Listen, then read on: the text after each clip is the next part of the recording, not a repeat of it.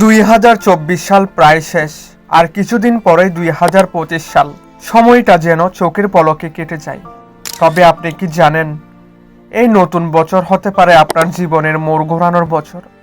আজকের ভিডিওতে আমরা বলবো কিভাবে এই সময়টাকে কাজে লাগিয়ে নিজের স্বপ্ন পূরণ করবেন। তাহলে চলুন শুরু করি। 1. বছর শেষের মূল্যায়ন। 2024 কেমন কেটেছে আপনার?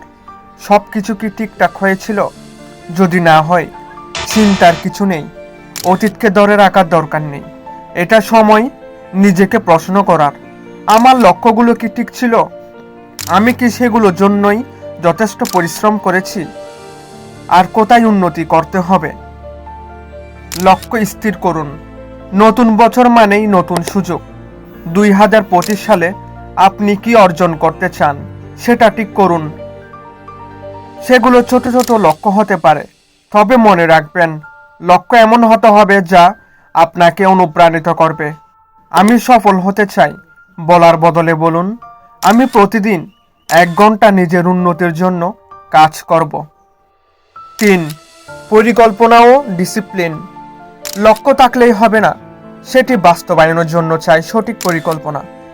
আপনার দৈনন্দিন জীবনকে এমনভাবে সাজান যাতে আপনার লক্ষ্যগুলোর জন্য কাজ করার সময় থাকে। প্রতিদিনের অভ্যাসই একদিন বড় পরিবর্তন আনে। আপনি হয়তো জানেন না, কিন্তু নিয়মিত ছোট প্রচেষ্টাগুলোই আপনার জীবন বদলে দিতে পারে। 4. আত্মবিশ্বাস এবং ইতিবাচক মানসিকতা।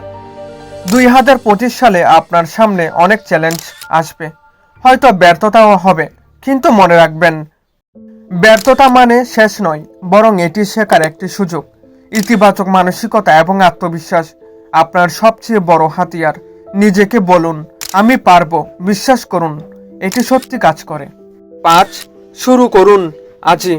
2025 আসার জন্য অপেক্ষা করবেন না, প্রস্তুতি শুরু করুন আজ থেকেই।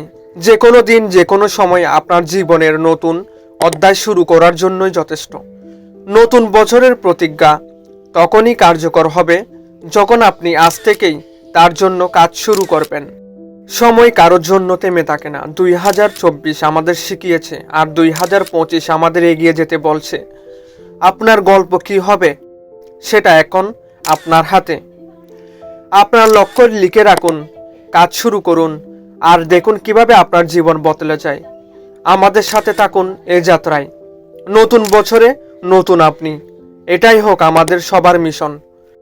যদি ভিডিওটি আপনাদের সকলের কাছে ভালো লেগে থাকে, তাহলে ভিডিওতে অবশ্যই লাইক, কমেন্ট এবং সাবস্ক্রাইব করে দিয়ে যাবেন।